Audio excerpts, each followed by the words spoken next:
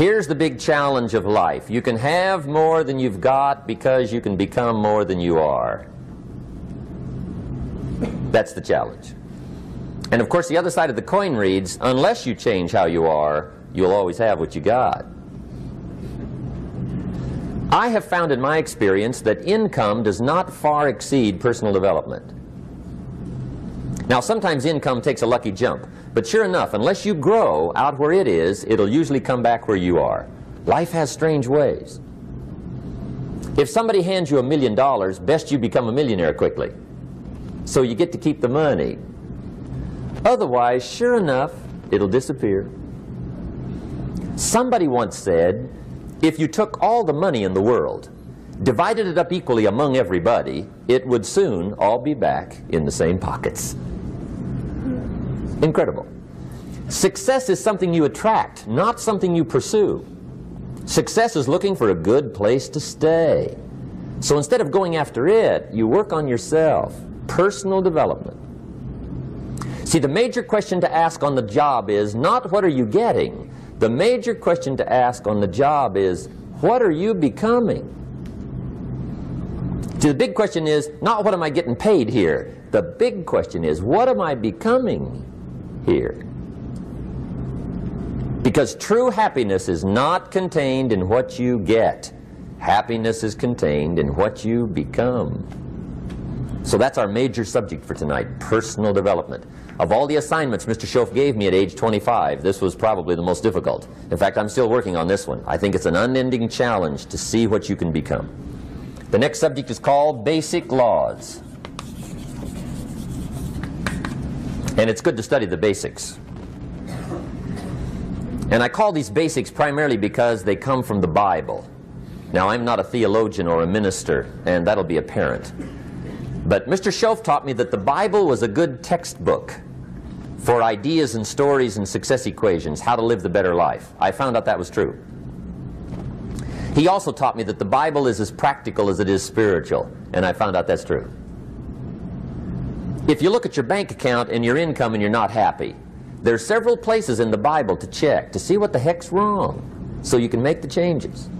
And we're going to cover some of those tonight, called basics. Okay. The next subject is my favorite, setting goals.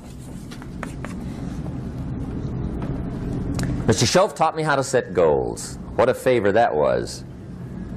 One morning at breakfast, shortly after I met him, he said, Jim, let me see your current list of goals and let's go over them and talk about them. He said, maybe that's the best way I can help you get a better direction started.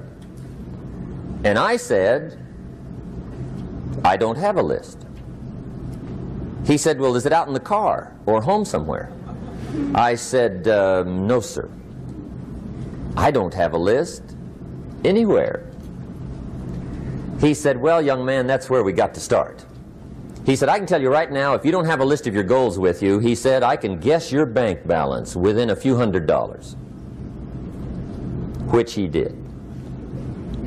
And that got my attention. I said, you mean my bank balance would change if I had a list of goals? He said, drastically. That day I became a willing student how to set goals.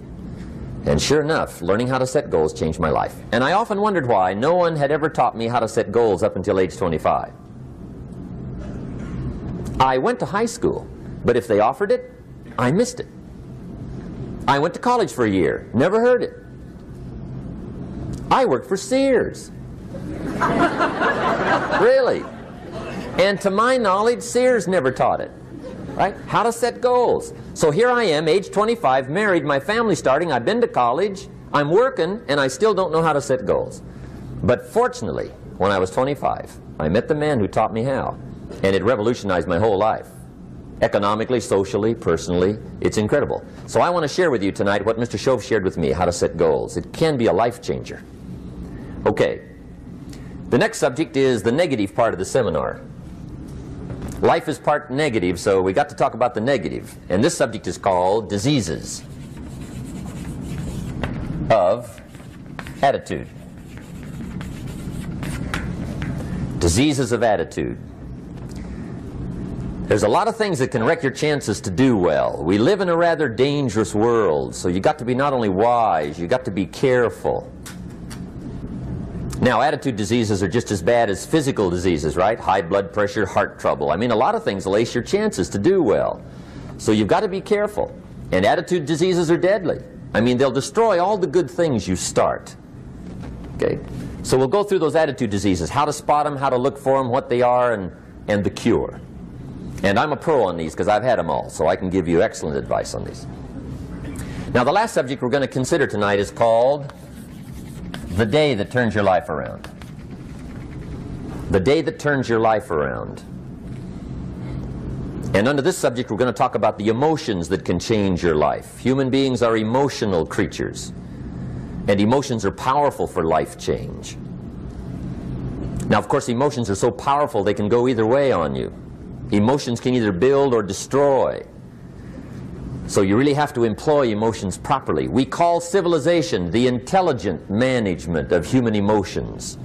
If you can intelligently apply your emotions in the right direction, no telling what can happen. Could turn your life around one day would be sufficient. So we'll talk about those. Okay. Now that's a lot to cover in one evening, but we'll keep at it here and see if we can't get it all done. I'd like to have you now jot down the theme of the seminar. Every seminar should have a theme, I guess. We've got one. It's on some of our literature if you happen to notice it, but if you didn't, for your notes, here it is. The theme of the seminar goes like this: the major key to your better future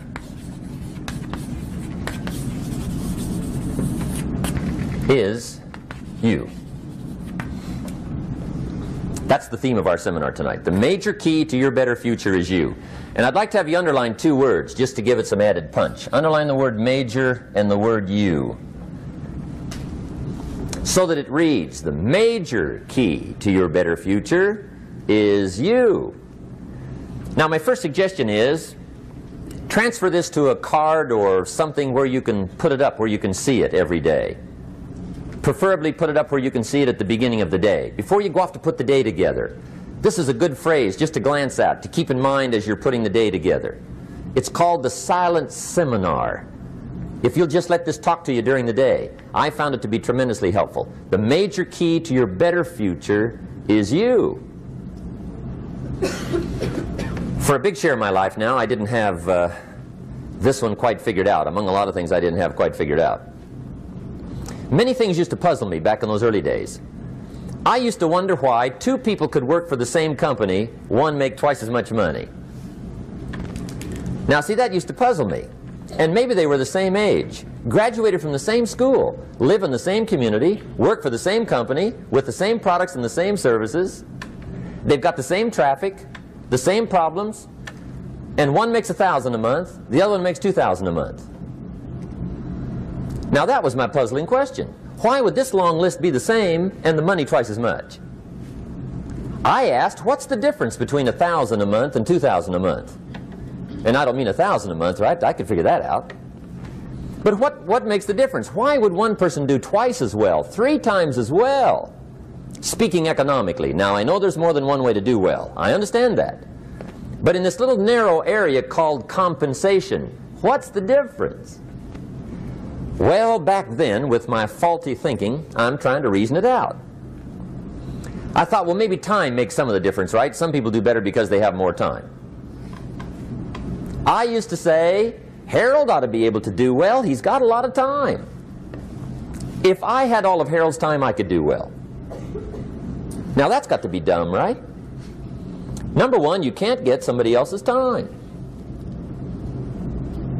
A guy says to me one time, he says, you know, if I had some extra time, I could make some extra money. I said, then forget it. There isn't any extra time. Hey, when the clock strikes 12 midnight, that about wraps it up, right? I mean, you can look around the gongs there for a little more, but it's over. You say to the guy, what are you doing? He says, I'm looking for extra time. See, they'll come and take you away, right? There isn't any more time. Now, if you can't get more time, which you can't, what could you get more of that would make a difference in economic results? And here's the key word. Make it a part of your notes. We're going to consider it tonight. The word is value. And I have a little phrase for your notes.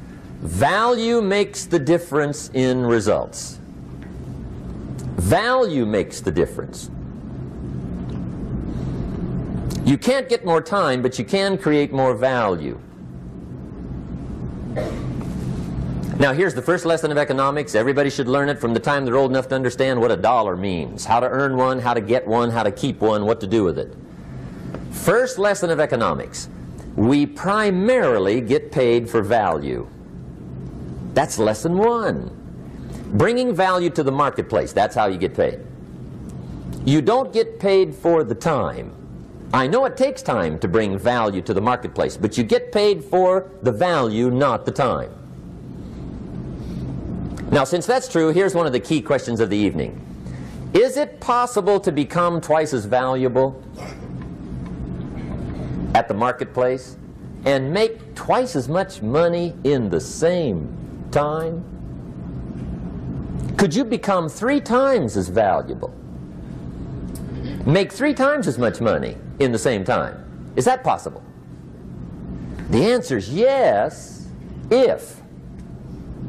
And it's always if, right? Life is known as the big if.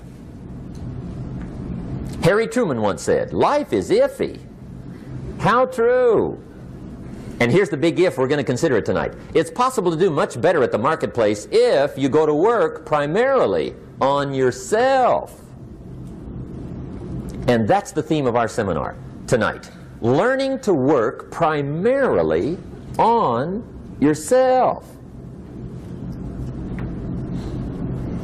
People have asked me for the last 24 years, how do you develop an above average income? And the answer is, become an above average person. Develop an above average handshake. Some people want to be successful, they don't even work on their handshake. As easy as that would be to start on. They let it slide, they don't understand. Develop an above average smile. Develop an above average excitement. Develop an above average interest in other people. Develop an above average intensity to win. See, that'll change everything. Probably one of the most frustrating experiences in life is looking for an above average job with above average pay without becoming an above average person. It's called frustration.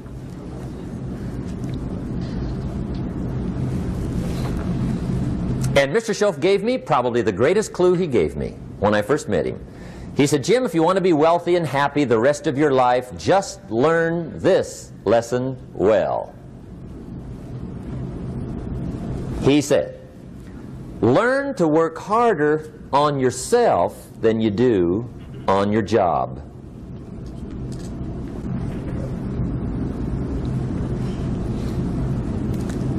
Then Mr. Schoaf gave me probably one of the most important clues among so many things he taught me, but this was in those early days. Mr. Schoaf was very kind, but he was also very abrupt.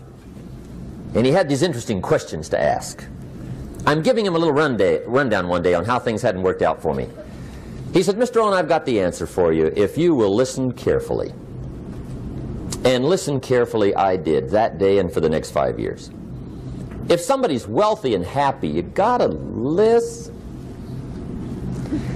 He said, Jim, I've only known you a short time. But he said, it's already my honest opinion that for things to change for you, you've got to change. That wasn't quite the answer I was looking for. But that's the answer he gave me, and I pass it along to you on this warm summer evening in Anaheim, California, 1981. For things to change for you, you've got to change. Otherwise, it isn't going to change. Before I met Mr. Schoaf, I used to say, I sure hope things will change. Right? That seemed to be my only hope. If it isn't going to change, I'm in serious trouble. And then I discovered it isn't going to change, so I'm in serious trouble.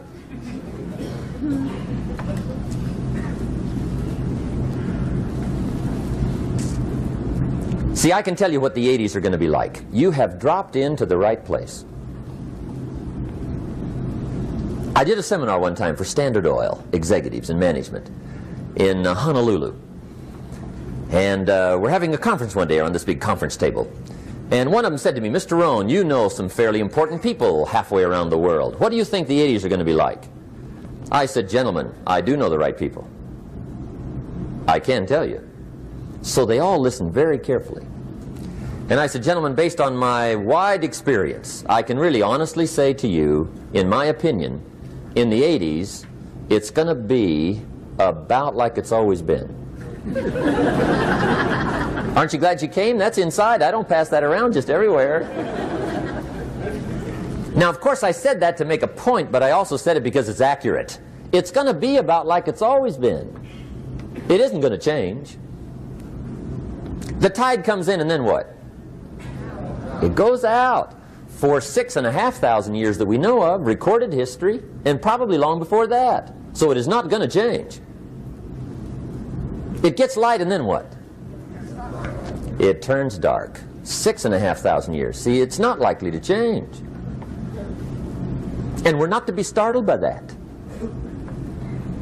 And if the sun goes down, the guy says, what's happened, what's happened? It means he hasn't been here long, I guess, right? It always goes down about this time.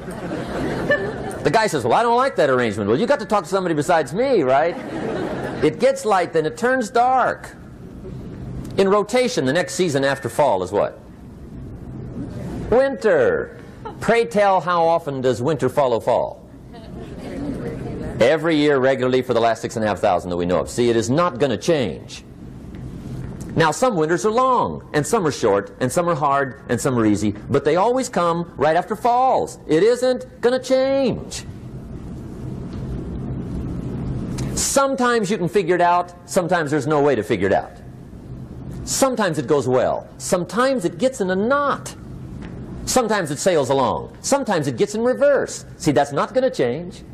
The last 6,000 years reads like this: opportunity mixed with difficulty. That's how it reads. It isn't going to change. The man says, well, if it isn't going to change, how will my life ever change? Answer, when you change.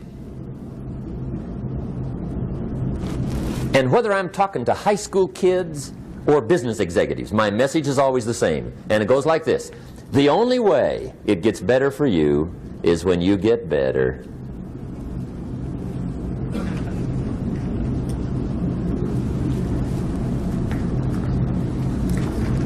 Let me give you the 4 major lessons in life to learn. Here's 4 majors.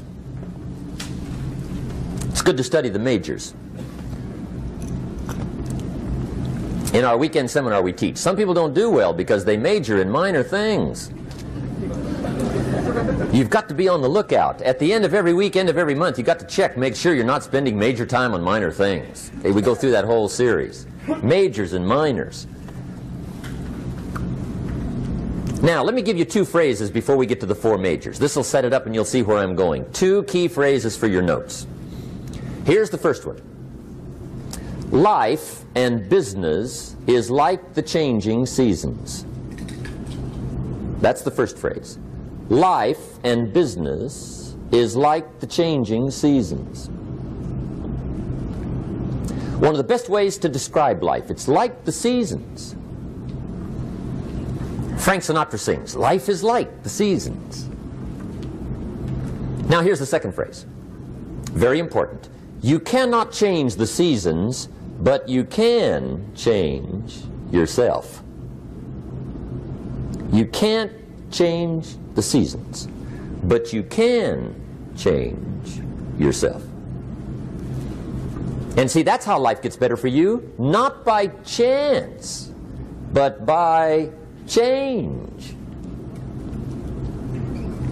Now here's the 4 major lessons in life to learn.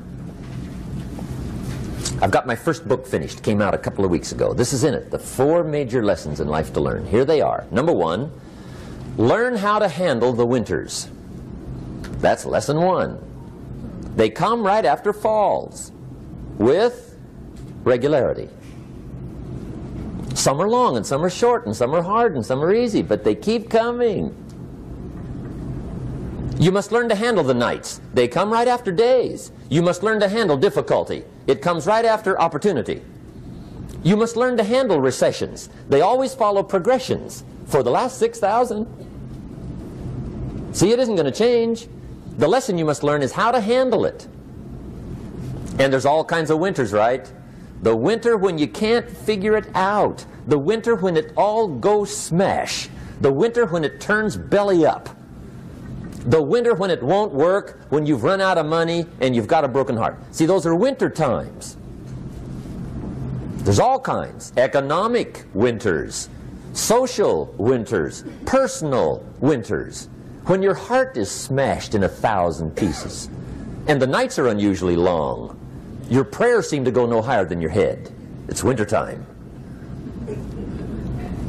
Barbara Streisand sings, "It used to be so natural to talk about forever, but used to be's don't count anymore.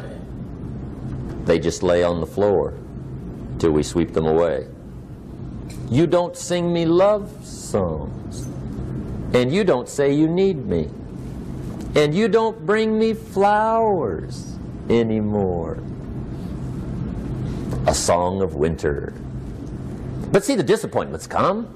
Those are normal. That's part of life. But the question is, how do you handle it? How do you handle the coming winters and the disappointments and the down times? Well, you can't get rid of January by tearing it off the calendar.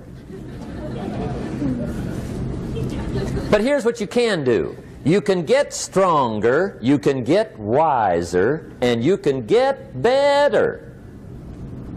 The winters won't change, but you can. And that's how life changes for you. See, before I understood, when it was winter, I used to wish it was summer. I didn't understand. When it was hard, I used to wish it was easy. I didn't know. And then Mr. Schoaf gave me a part of his very unique philosophy when he said, "Don't wish it was easier, wish you were better." See, that triggered my whole life change. Don't wish for less problems, wish for more skills. Don't wish for less challenge, wish for more wisdom. That's the key. So that's lesson 1, learn how to handle the winters. Here's lesson 2, learn how to take advantage of the spring. That's the second one. Spring is called opportunity. And spring follows winter. What a great place for it. If you were going to put it somewhere, that'd be the place to put it, right after winter. And pray tell, how often does spring follow winter? Every year with regularity, 6,000. You can almost count on it. See, opportunity always comes. Days follow nights. Isn't that terrific? Opportunity follows difficulty. But here's what you must learn to do. Underline these 2 words in that key phrase. Take advantage. Underline those 2. You must learn to take advantage of the spring. See, just because spring rolls around is no sign you're going to look good come fall. You got to do something with it. In fact, you have to get good at one of 2 things in life. Planting in the spring or begging in the fall. Or get somebody to do it for you. See, those are about the only alternatives. Now here's what else you must do. Take advantage of the springs quickly, because there's only a few. Just a handful of springs have been handed to each of us. They don't come forever. Life is fairly brief. So you got to read every book you can get your hands on what to do with your springs while they're here. And take advantage, they soon run out. The Beatles wrote, "Life is so short." And for John Lennon, it was extra short. But life is brief. Elton John sings, "She lived her life like a candle in the wind." It's brief. So whatever you're going to do with your life, you got to get at it. Don't just let the springs pass. Here's the 3rd major lesson in life to learn. Learn how to protect your crops all summer. You got to take care of what you start. Sure enough, as soon as you've planted your garden in the spring, the busy bugs and the noxious weeds are out to take it. And here's the next bit of truth. They will take it unless you prevent it. And that's the 3rd major skill to learn. You've got to learn to prevent the intruder from taking all the good you start. It's one of the challenges. Here's two key phrases under number 3. First one, all good will be attacked on this planet. Maybe not the next one we get to, but on this one, all good will be attacked. Every garden will be invaded. Not to think so is naive. And here's the second phrase. All values must be defended. Political values, social values, community values, family values, marriage values, friendship values, business values. Every garden must be tended all summer. Third major lesson. Now here's number 4. Fourth major lesson in life to learn. Learn how to reap in the fall without complaint. Learn to reap come harvest time without complaint. Take full responsibility for what happens to you. It's one of the highest forms of human maturity, accepting full responsibility. It's the day you know you've passed from childhood to adulthood, the day you accept full responsibility. And another note, learn to reap in the fall without apology. Without apology if you do well, and without complaint if you don't. That's maturity. I used to have that long list of reasons why I wasn't doing well. To explain. You got to explain, right? Otherwise you're going to look bad. I used to have this funny list called Reasons for Not Looking Good.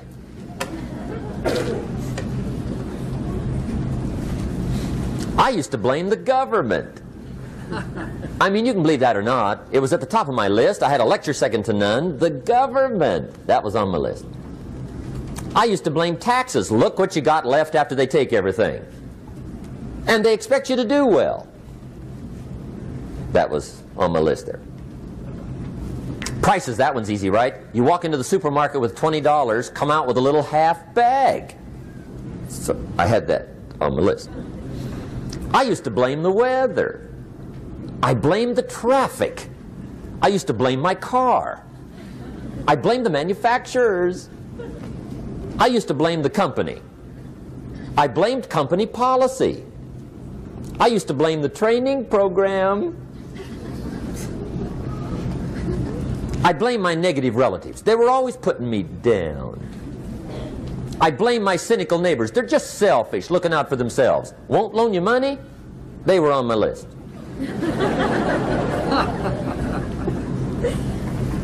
I used to blame the economy. I blamed the community.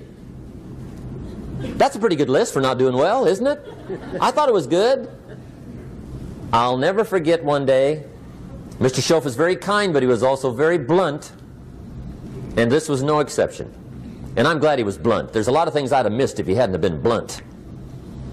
One day, with sort of a curious look on his face, he said, "Jim, just out of curiosity, tell me, how come you haven't done well up until now?" Excellent question. I thought, well, so I won't look too bad, I'll go through my list. And this list I just gave you, I put that on him. And he was very patient. He let me go through the whole thing, the government, the weather. I went through this whole thing.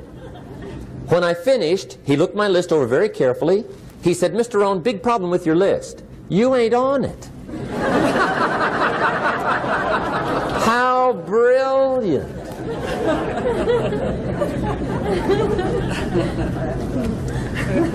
When I went to work for him a few months later, I learned very quickly to tear up my list, reasons for not doing well, and I threw it away.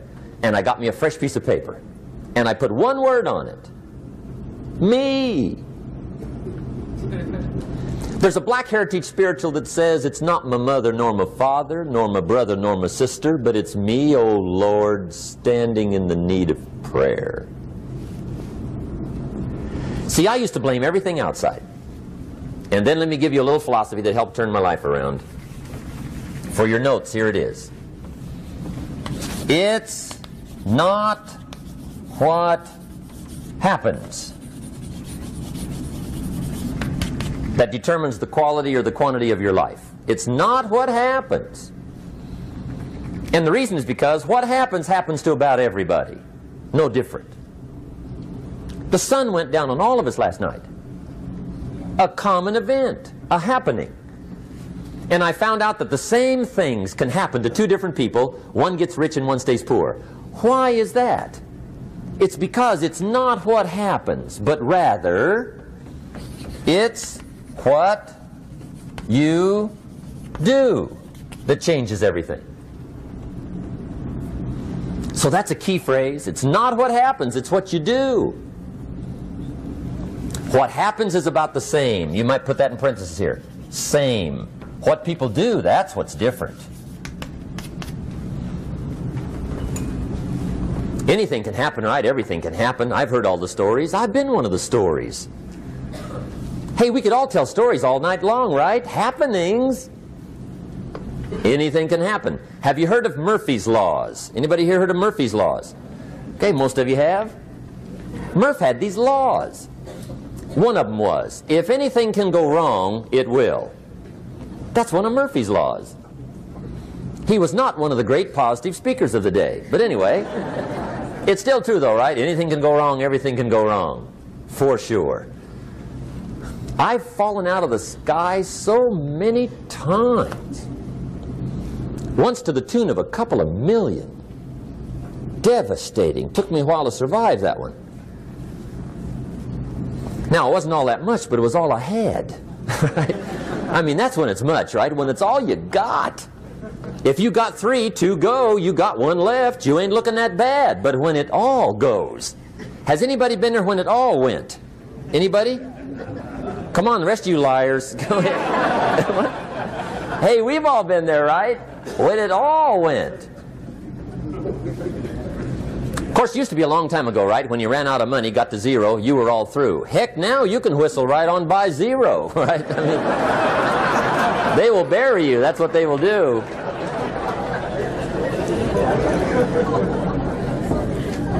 But see, those are the happenings, right? Everything can happen. Anything can happen.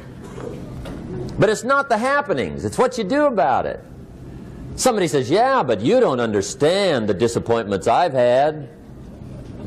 Come on. Everybody's had their share. Disappointments are not special gifts reserved for the poor.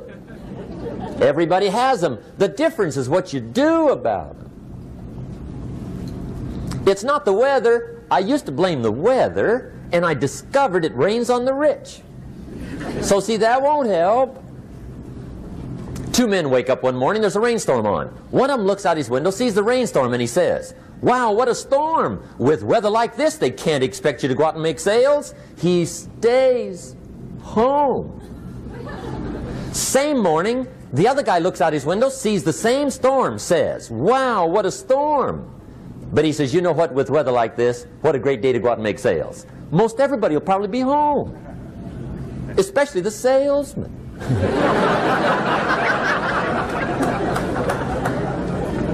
See, that's the difference in how your life works out. It's not what happens, it's what you do. So here's one of the key questions of the evening. Starting tomorrow, what are you going to do that'll make a change in your life's direction? Good question. What are you going to do starting tomorrow that'll make a difference? Now see, if you don't do something starting tomorrow that'll make a difference, guess what? It's gonna be the same. And see, that way you can guess what the next 5 years are going to be like. Look at the last 5. Because the next 5 are going to be like the last 5 unless you, major key, tomorrow, change it all. Or change a little, or change something, or don't change. It's choice time. You can do whatever you want. But it's nice to know any day you wish you can change your whole life. What can you do starting tomorrow that'll make a difference? Good question. What can you do with economic chaos, massive disappointment? What can you do with a broken heart? What can you do when it won't work? Good question. So if I had a word with you tonight, one-on-one, just you and me. I think my personal advice to you would be, this year, 1981, reach down inside of you and come up with some more of those remarkable human gifts. They're there, waiting to be utilized. And then change anything for you you want to change. And I challenge you to do that because you can change. If you don't like how it is for you, change it. If it doesn't suit you, change it. If it doesn't please you, change it. If it isn't enough, change it. And I challenge you to do that because you can change. See, you don't ever have to be the same again after tonight, only by choice. If you don't like your present address, change it. You're not a tree.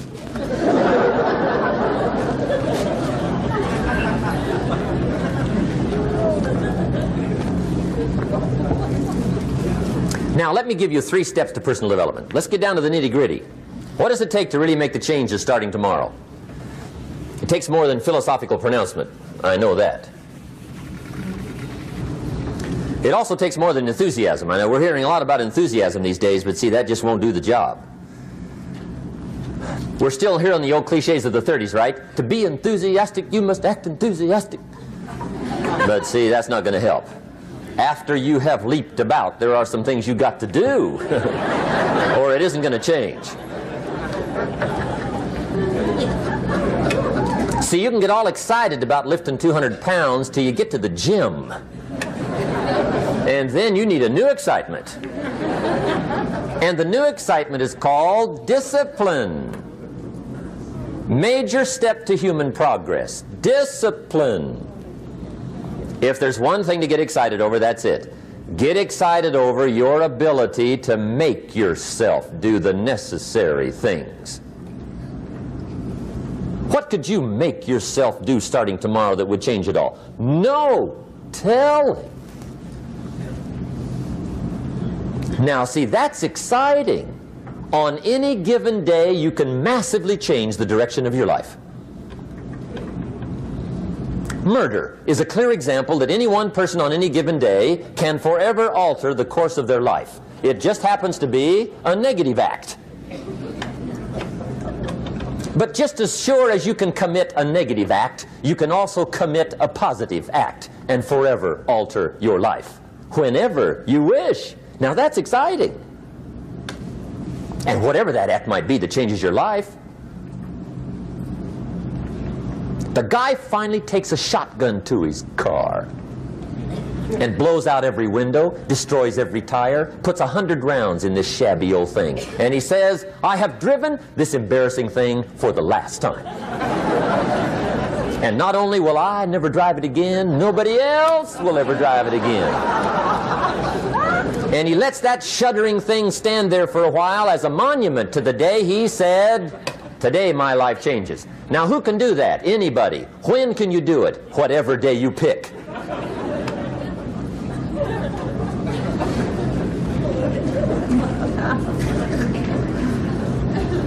Now here's the key to discipline. Start with the little disciplines, get excited over the little disciplines, and get right on those, because those will lead to the big ones. You can't handle the big challenges in life unless you take on the little ones. Make a list of all the things you can do, get right on those, discipline yourself for those, both for the results and for the muscle and for the practice, so that when life hands you some big challenges, you'll be ready, you'll have the muscle. But see, if you don't handle the small ones, you can't take care of the big ones.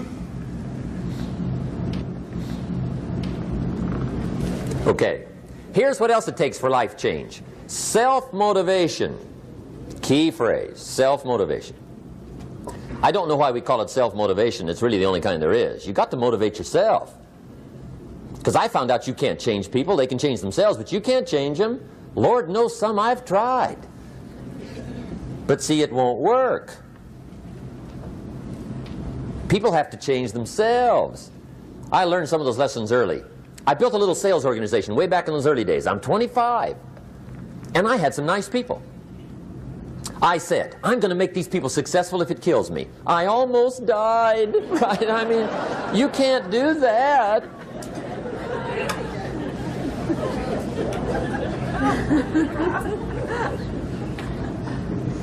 See, I've discovered this. Good people are not trained, they're found. You find good people. You don't make them good, you find them good. Training really is for the purpose of finding good people. You don't need much instruction for a good person. But too much training probably means you got the wrong people.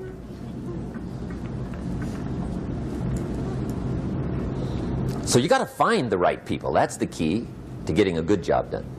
One of the major things we learn in management, lesson 1, don't send your ducks to Eagle School.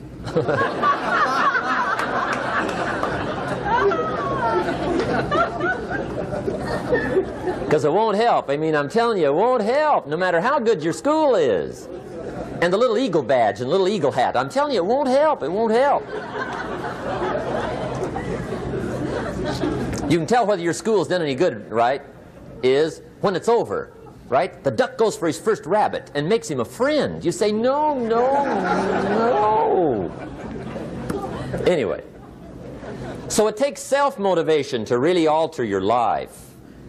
And you don't want to give self-motivation away to somebody else and make it somebody else motivating you. The guy says, boy, if somebody just come by and turn me on. What if they don't show up, right? See, you got to have a better plan for your life. Okay. Now, if you're excited and you're ready to change, let me give you 3 steps to start life change that can change your life, your personality, your lifestyle, everything can change. Here's the steps. Number 1, find out how things work.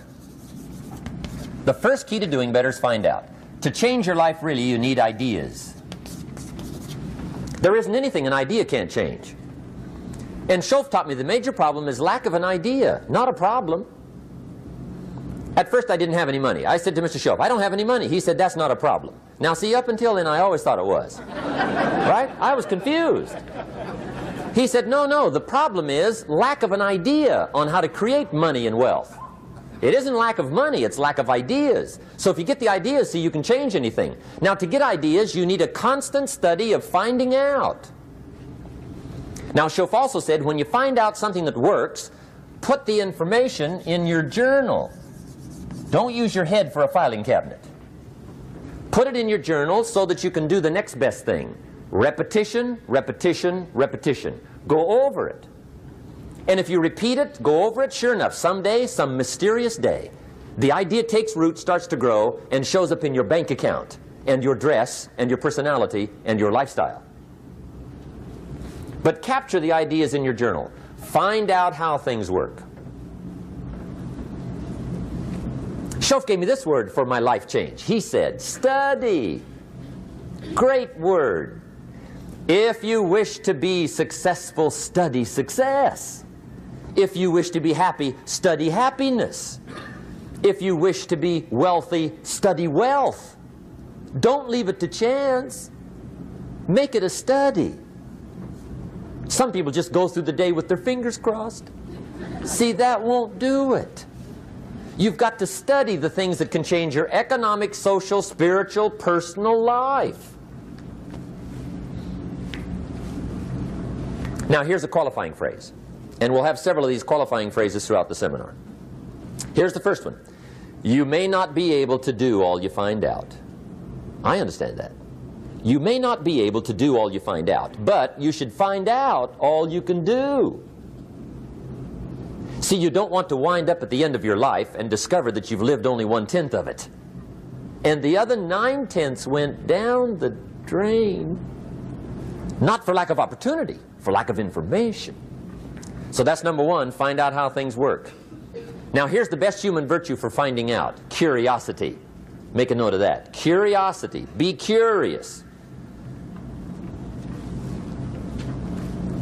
You might add a word to it that'll help. Childish curiosity.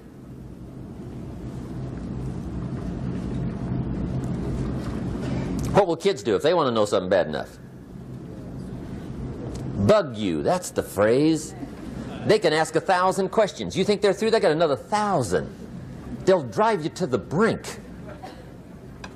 It's a virtue. when you got to know. Be like a child.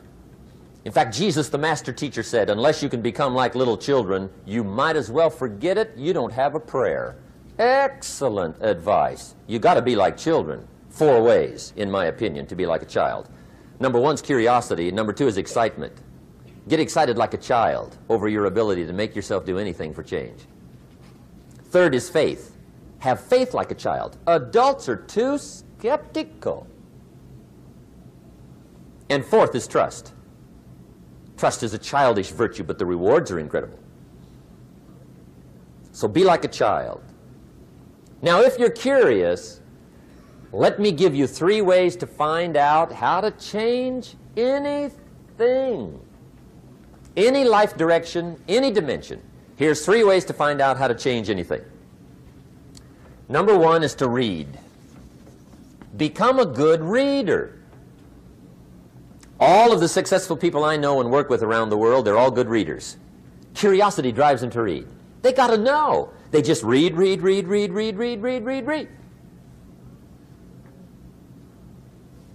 Become a good reader. Now, that's my opinion. Listen to the other lecturers and listen to me and make up your own mind. Don't be a follower. Be a student. Okay? I say, really, for life change, you got to read. One way to learn is from your own experiences, but another way to learn is from other people's experiences. See, one book might save you 5 years if you read it.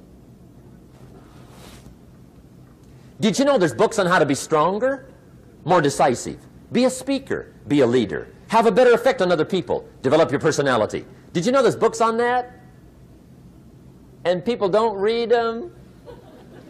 How would you explain that? And they can read? Did you know that hundreds of successful people have written their stories in books and they wrote down how they did it and people don't read it? How would you explain that? The guy's busy, I guess. You know, you get tied up.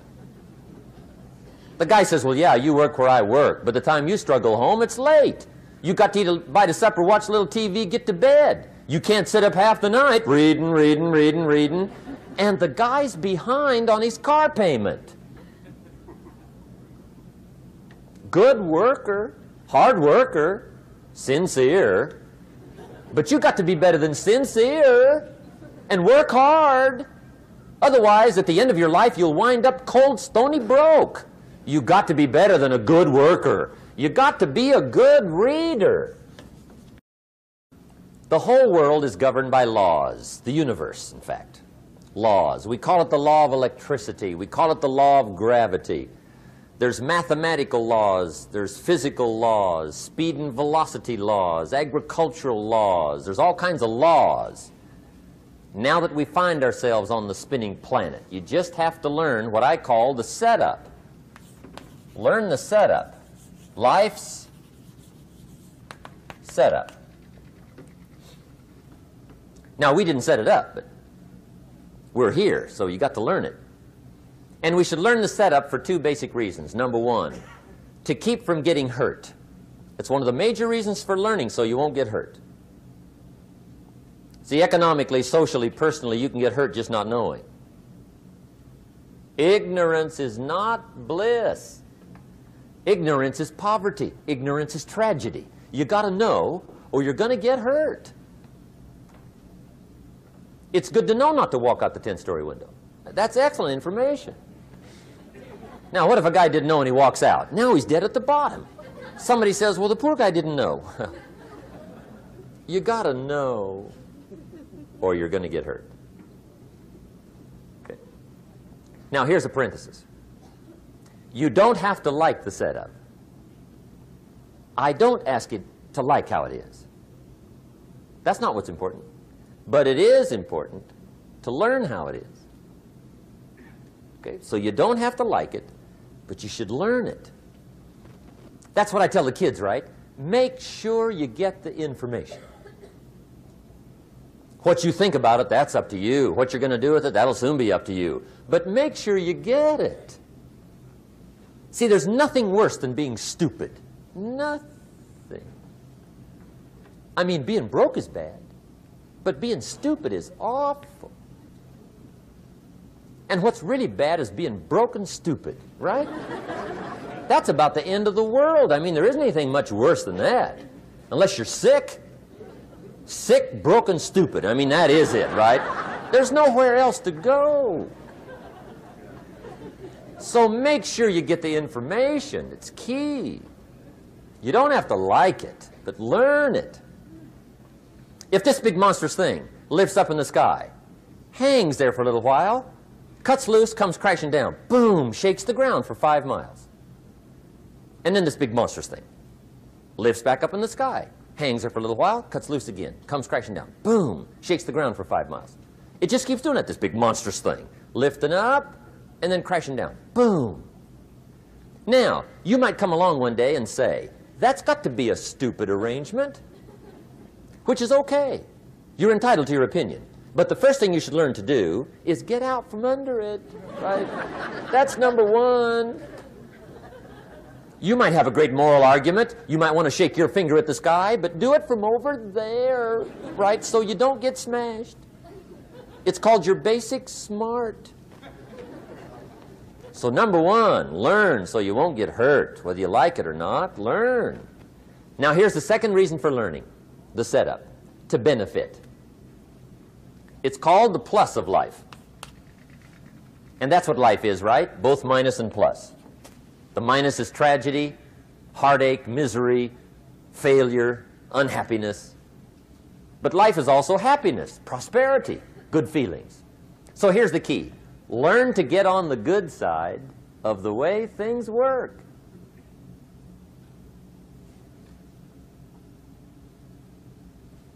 Now, here's 2 of the basic laws, and we'll take our break. Shof taught me these. They come from the Bible. Now, again, I'm an amateur, okay? When it comes to the Bible, I'm not a pro. So you'll sort of have to take my way of putting it. But here they are. The first one is the law of use. The law of use. And it goes something like this. Whatever you don't use, you lose. Lack of use causes loss.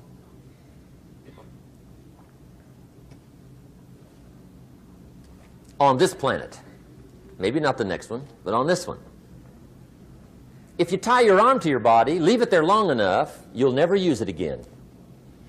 It's over for the arm. Now, it may not be over, but it's over for the arm. The only way to keep the use of this arm is what? Keep using it. If you quit, you lose automatically. They don't bring it up for a vote. You lose automatically when you quit. Now, the same thing that goes for your arm goes for your brain, mentality. The same thing goes for all the human virtues. Ambition, unused, declines. Strong feelings, unused, diminish. It doesn't grow, it diminishes. Faith, unused, decreases. It's a law. Vitality, unused, diminishes. Energy, unused, decreases. The guy says, well, I'm going to save up my energy. You can't do that. That's like trying to save today, put it on the end of the year. See, you can't do that. They'll come take you away. If you don't use today, what? It's lost.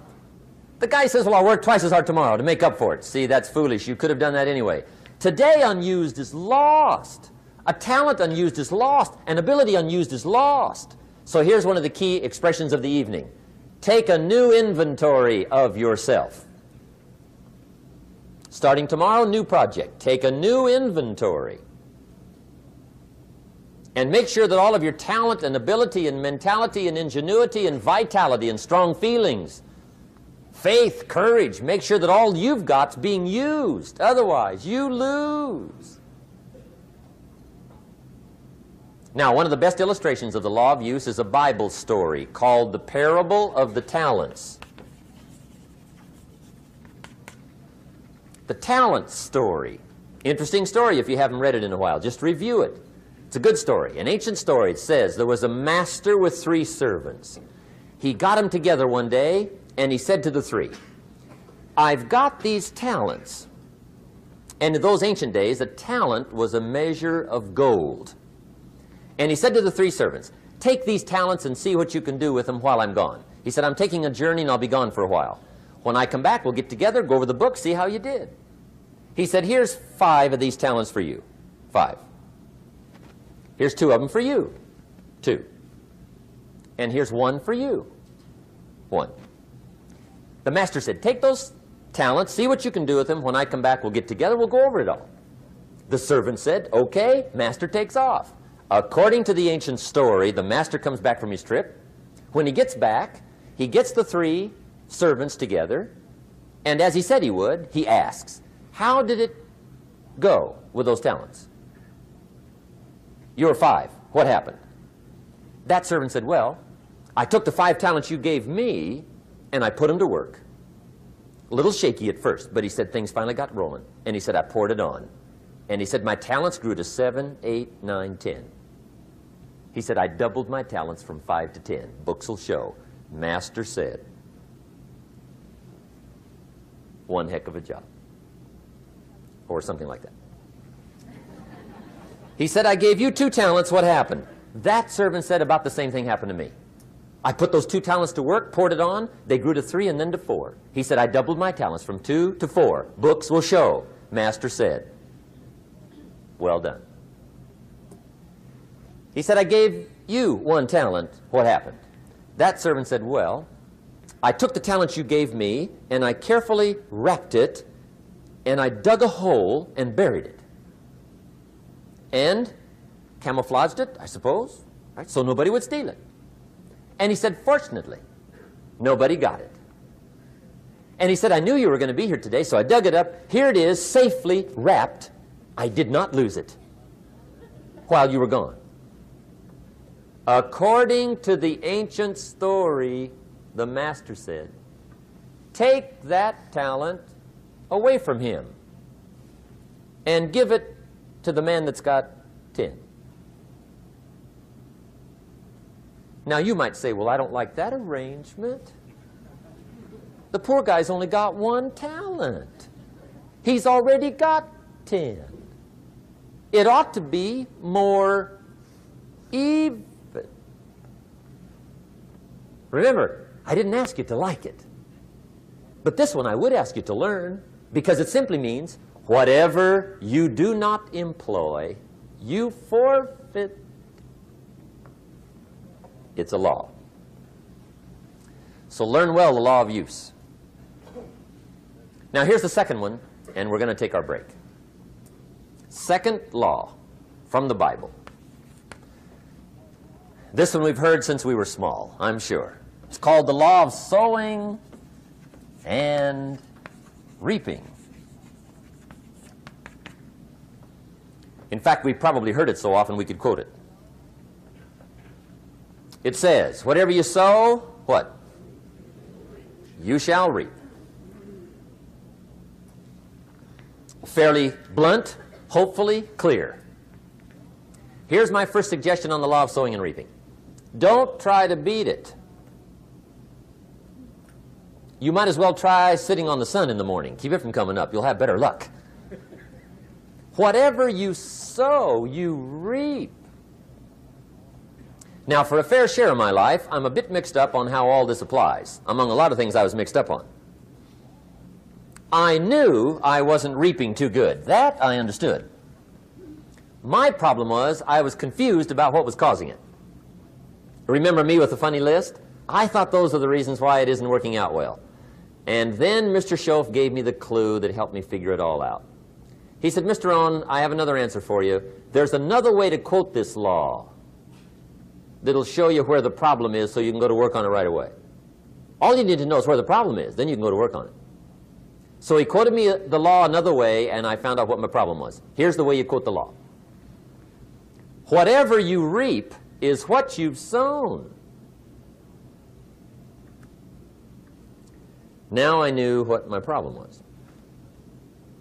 Whatever you reap is what you've sown. If you don't like the crop, who do you look up? Answer, whoever planted it. And where do you find who planted your crop? Answer, in the mirror. What I finally learned to do come fall was to go to the mirror. That's where you go.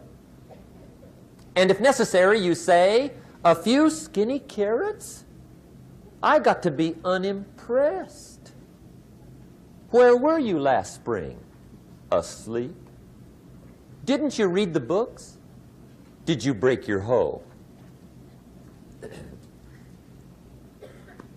Let me give you 7 key points to the law of sowing and reaping. Let's tick right down through the list of 7, and it'll be break time. 7 points to sowing and reaping. Here's part of the philosophy that really helped me to make some changes in life direction. Number 1, the law of sowing and reaping is negative. That's number 1, which simply means if you sow bad, you reap bad. Now, this is kind of 3rd grade, but it doesn't hurt to go over the basics. If you plant thistle seeds, you don't get pumpkins. Honest, no use looking for pumpkins. John says, how come no pumpkins? Come on, John. The law's negative. That's how come. Now, here's number 2. The law's positive, which simply means if you sow good, you reap good. If you plant pumpkin seeds, you don't get thistles. Not from pumpkin seeds. Mother Nature won't pull tricks on you over in the corner snickering, pushing you thistles and you planting pumpkin seeds. She won't do that. You will get pumpkins from pumpkin seeds, and the reason is because the law is positive. Now, here's number 3. I got excited when I found out the full dimension of this. See, you do not reap what you sow, but rather, you always reap much more than what you sow. So the 3rd key word is more. You don't get back what you put out. You get back much more than what you put out. And it works both positive and negative. On the negative side, it said, if you sow to the wind, you reap the whirlwind. So you've got to get ready for that, or you will be naive. See, anybody can, whether you will or not. See, that's the question. And here's a good question to ask. We are all buying somebody's plan. The question is, whose? Who's got you talked into doing what you're doing? Who's got you talked into your present plan? See, 10 years from now, you will surely arrive. The question is, where? But see, anybody, if you want to, can go searching for a good plan, pick it, and start working it. And sure enough, as the time passes, as it surely will 5 years from now, 10 years from now, then you'll be winding up wearing what you want to wear, driving what you want to drive, living where you want to live, become what you want to become. But now's the time to fix the next 10 years. And who can? Anybody. Here's number 6. The 6th key to sowing and reaping. This is leveling with you now, as we promised to do. There's one thing better than the truth, and that's the whole truth. And here's part of the whole truth of the law of sowing and reaping. Number 6 is, you could lose. There are times when you just lose, no matter what you do. It's that kind of planet. You reap what you sow, yes, but... What does that mean, yes, but? Well, the farmer plants his crop in the spring, takes care of it all summer, loves his family, works 10, 12 hours a day, 6, 7 days a week, is an honorable man. Come fall, he's got a beautiful crop, and he deserves every bit of it. But the day before he sends the combines into the field, a hailstorm comes along and beats it all in the ground, which means you lose. Somebody says, well, what did he do wrong? Answer, nothing. It's just that kind of planet. Sometimes it's going to hail on your crop and rain on your parade, so you got to get ready for that or you will be naive. That's just part of the life arrangement. And don't press me why. I was not in on some of the original decisions here, so I don't know how it got set up. But there's just times, sometimes you lose. That's part of life. But now here's number 7. The 7th key to sowing and reaping. And it goes like this. It's just another way to quote the same law. And it goes like this. If you don't sow, that's just another way to quote the law. If you don't sow, what? You don't reap. You don't even have a chance. So if you looked at your game plan tomorrow, you might come to the quick conclusion, I got to get some sowing going. How true. Get you some sowing going. And remember, you've got plenty of time. You've got all the time there is. Some people spend enough TV time to make a fortune. The latest article on television watching in this country, according to the latest article, the average television is on in this country in every household 7 hours a day, called the Big 7. I asked a guy one time what his TV cost. He said about $450. I said, you forgot to look at the price tag. He said, what do you mean? I knew he was a TV watcher. I said, that television costs you, in my opinion, at least $12,000 a year. To watch it, not to own it. Owning it's cheap. Watching it is what's expensive. And I said, hey, $12,000 a year is too much to pay to watch TV. That's too much. Pay a little, but not $12,000. And he's the guy that said, I hope pay TV never comes.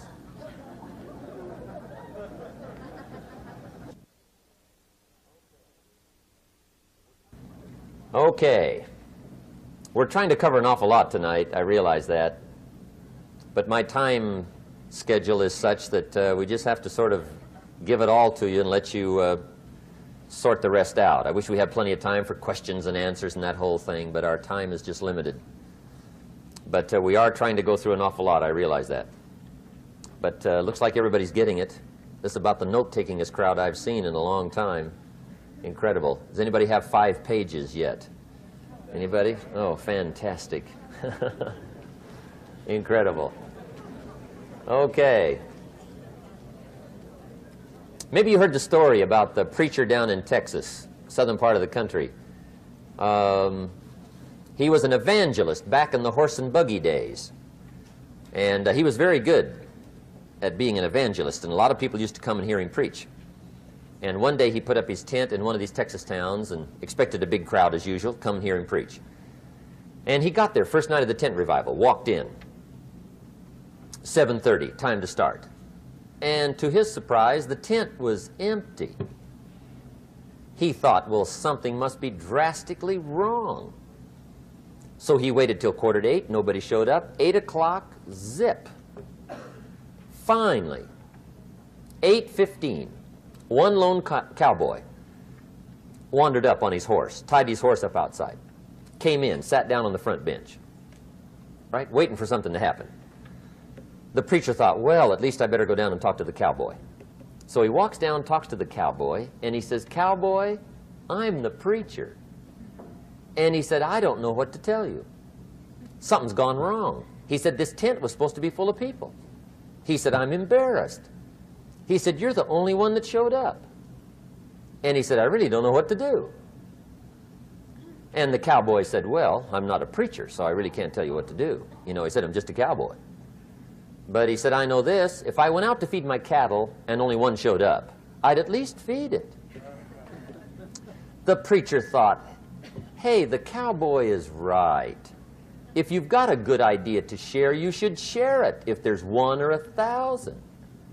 So he got kind of inspired by this conversation, and he jumped up on the platform and started to preach, as if the tent was full of people, just exploded.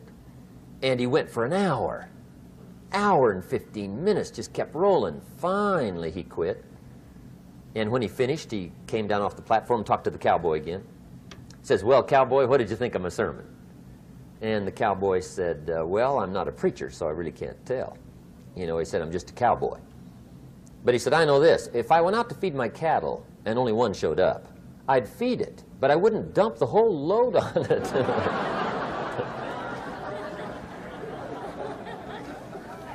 So anyway, if it seems like we're dumping the whole load tonight, I guess we are. But gosh, everybody's doing well. I'm having a good time. I appreciate the response here tonight. Okay, the next subject is setting goals. Let me show you what turned my life every way but loose. Mr. Shoaf dropped this idea on me, changed me completely. Setting goals. Here's what can easily happen if you don't set goals. It's easy to let life deteriorate into making a living instead of designing a life. And we all have a choice. Make a living or design a life. It's easy to get trapped by economic necessity and settle for existence rather than substance. That's easy. But the best advice I can give you on how to break out of that trap is to learn how to set goals. Mr. Shoaf put it to me this way. He said, Jim, if you had enough reasons, you could do the most incredible things. I never forgot how he put that. If you have enough reasons. See, reasons will change your whole life. Mr. Shoaf said to me, he said, Mr. Rohn, I think you've got plenty of intelligence, you've got plenty of talent, you've got plenty of ability. Probably what you lack is plenty of reasons. He said, I don't think your current bank balance is a true indication of your level of intelligence. I was happy to hear that. He said, I think you're much smarter than your present bank balance indicates. And that turned out to be true. I was much smarter. But of course my first question was, well then why isn't it bigger? And he said, you don't have enough reasons.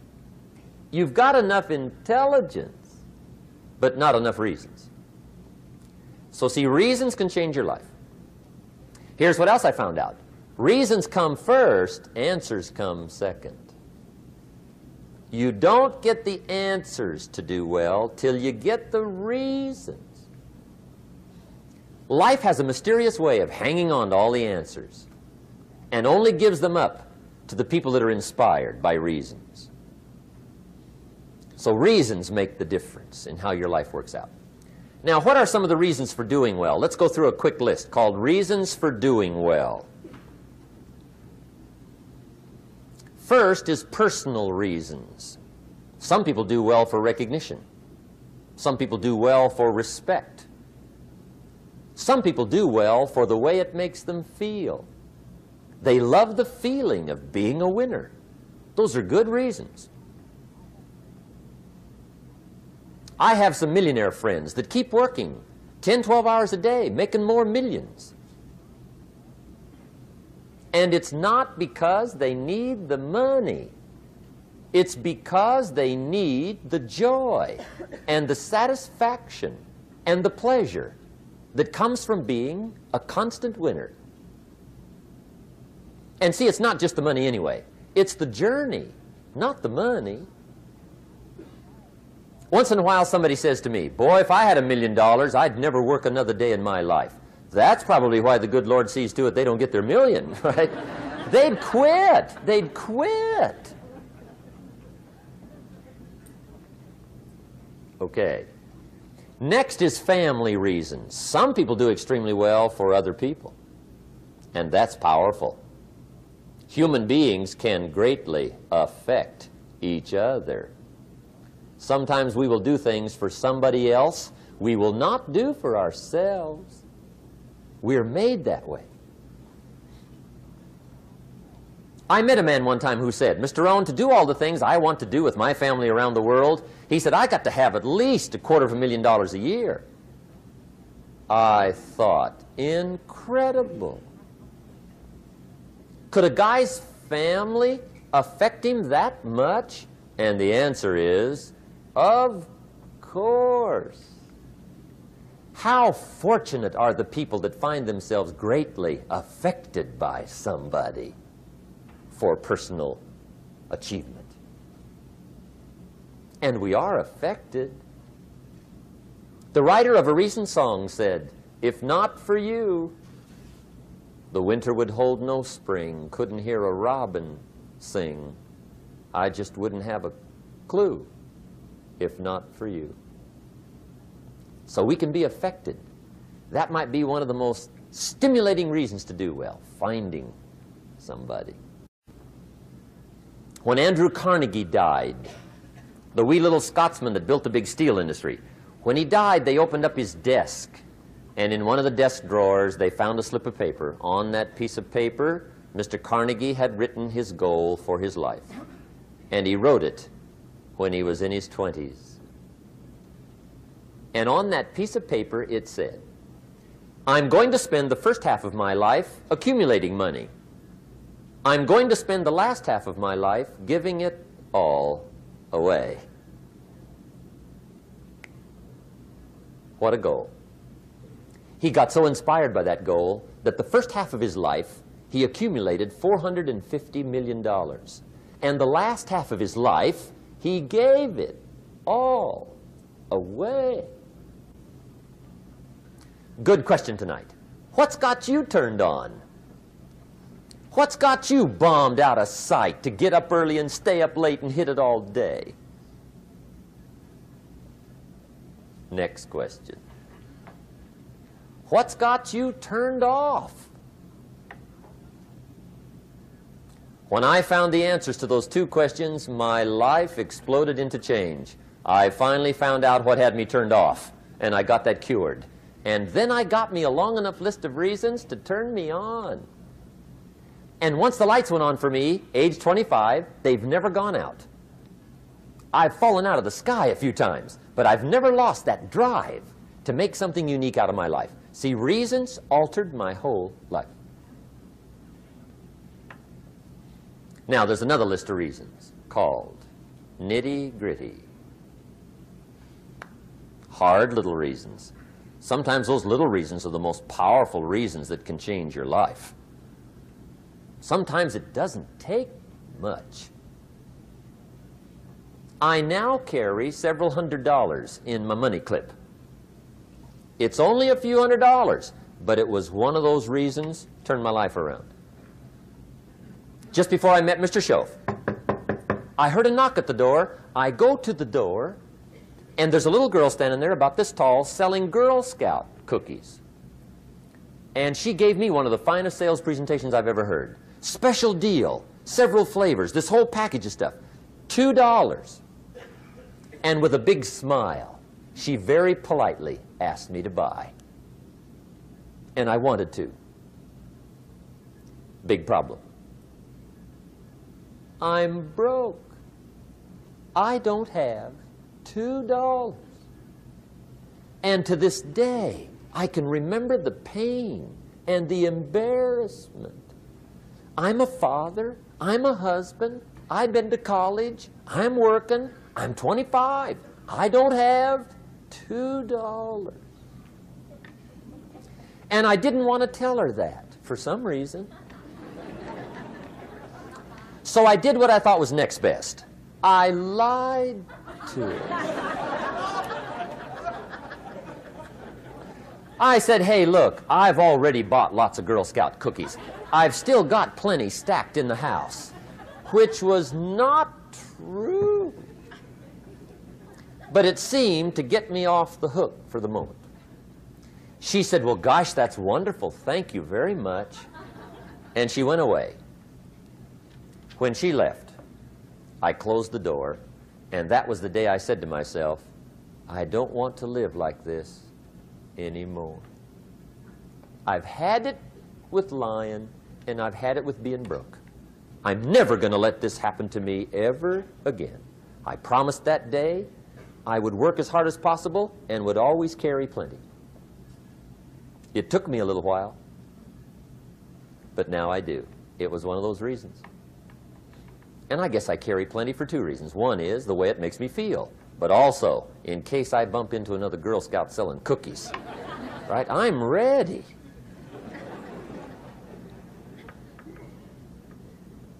I walked out of the Bank of America one time up in Saratoga, California, where I used to live. Two little girls selling candy right outside the bank. Good place. Some girls' organization they're working for, right? I come walking out of the bank. This first little girl walks up to me. She said, "Mister, would you like to buy some candy?" I said, "I probably would." "What kind is it?" She said, "It's almond roca." I said, "My gosh, that's my favorite." She said, "Wonderful." I said, "How much is it?" She said, "It's just $2. I thought, incredible. I said, "How many boxes of that candy have you got?" She said, 5. And her little friend was standing there. She was selling candy too. I said, "How many boxes have you got?" She said, "I've got 4. I said, "That's 9. I'll take them all." They said, "Really?" I said, "Yeah, it's my favorite. I've got some friends. I'll pass them around." They got so excited, put all this candy together. I reached in my pocket, gave them the $18. When I've got the candy and they've got the money, that first little girl looks up at me. She says, "Mister, you are really something." How about that? Can you imagine only spending $18 and have somebody look at you in the face and say, "You are really something"? Now you know why I carry heavy, right? I'm not going to miss anymore. It was just one of those reasons. Helped to change my life. One of my nitty-gritty reasons was budget finance. Budget finance used to grind my soul. Way back in those early days, I had fallen for one of those consolidation loans, where you take all your little hard-to-pay bills, put them into one big impossible-to-pay bill, right?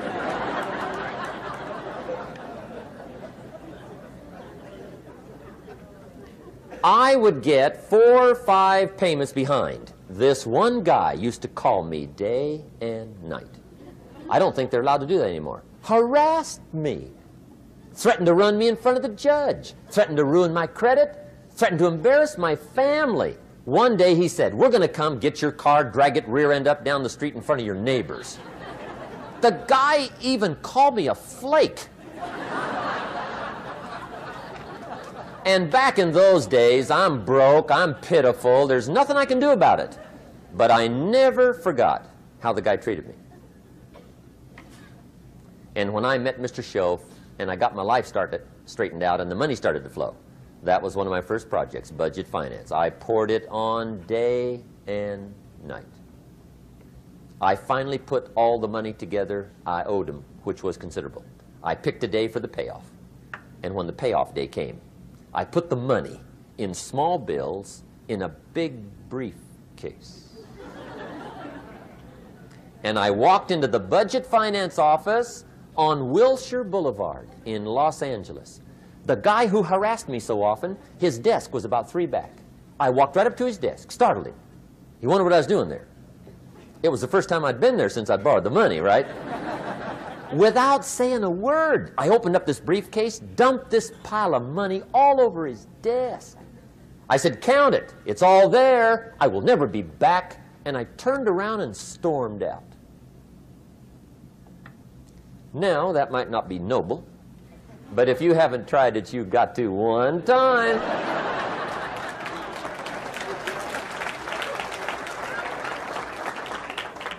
It can be the day that turns your life around. All you need is a reason that turns you on. One of my dear friends, Robert Depew, Bobby used to be a school teacher in Lindsay, olive capital of the world. Bobby taught school several years, got a little weary teaching school. One day decided he wanted to get into sales. So without telling anybody, he just up and quit his job teaching school and jumped into sales. When he did, his brother made fun of him, laughed at him, put him down. said Robert's lost his mind.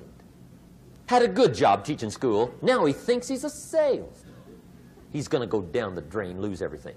Just put him down something fierce. Bobby said, the way my brother acted when I got into sales, he said that made me so mad. I decided to get rich. And my question for you tonight is it possible to get that mad? Of course. Wealth is not a matter of intelligence. It's a matter of inspiration. Today, Robert happens to be one of my millionaire friends. Bobby's rich.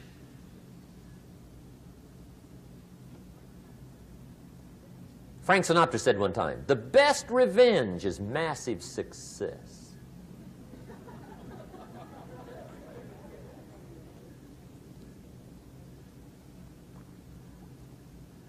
Hey, get you a long enough list of reasons so that after tonight you never lack for inspiration. You might not have all the answers right away, but you can get the answers if you can get the reasons.